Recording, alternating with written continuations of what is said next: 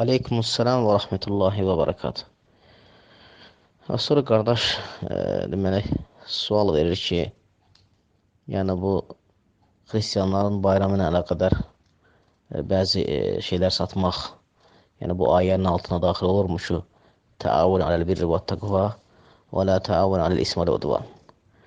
Xeyirdə və yaxşı işlərdə yardımlaşın, təqvada yardımlaşın, günahda və düşmənçilikdə yardımlaşmayın. Əlbəttə ki, yəni o şeylər ki, hansı ki satılır, bayramla bağlılığı var. Məsələn, müəyyən yolkadı və s. şeylərdir. Əlbəttə ki, doğru deyil. Bu doğru deyil və xristianların və yahudilərin, kafirlərin bayramlarına aid olan, onların şüarlarını daşıyan şeylər satmaq doğru deyil. Onların adət-ənənələri ilə bağlı olan şeylər satmaq doğru deyil. Yəni bu doğru deyil, yanlışdır. Və bəli, bu ayənin altına daxil olur. Lakin o ərzaqlar ki var, ərzaq adi halda da satılır, o da problem yoxdur. Yəni, kimsə məsələn gedib düyü alırsa, o demək deyir ki, ona aiddir. Yox, o ona aid deyil.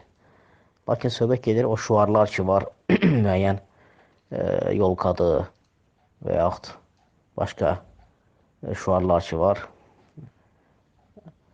Şaxta babadır və s. belə şeylər, yəni belə şeylər satmaq doğru deyil.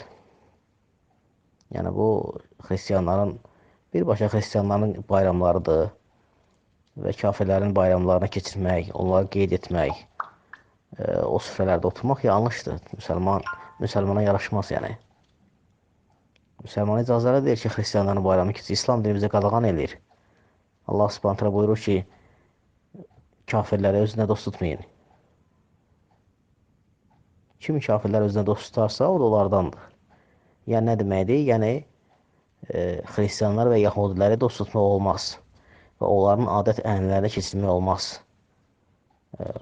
Siz heç görmürsünüz ki, bir dənə xristian Ramazanda oruç tutsun və yaxud bir dənə yahudi qurbanlıqda qurban kessin. Görmürsünüz, görməmişsiniz. Lakin çox təəssüflər olsun ki, bugün neçə müsəlmanlarda, müsəlman ailələrində bu batır bayramları qeyd edirlər, keçirdirlər. Və hətta bəziləri də deyir ki, bunun İslamla nə əlaqəsi var? Necə yəni nə əlaqəsi var? Əlbəttə əlaqəsi var. Və İslam dini, Allah Subhanahu dini bizə iki bayramı qeyd etməyə əmr edib. Ramazan bayramı və Qurban bayramı. Və bayramda da məqsəd yardımlaşmaqdır, bir-birinə yardımlaşmaqdır. Və o bayram ki, orada münkar əməllər olur. Nə bayramdır ki o? İnsanlar içki içir, insanlar zina edir, fahiş əməllər və s. Nə bayramdır ki o?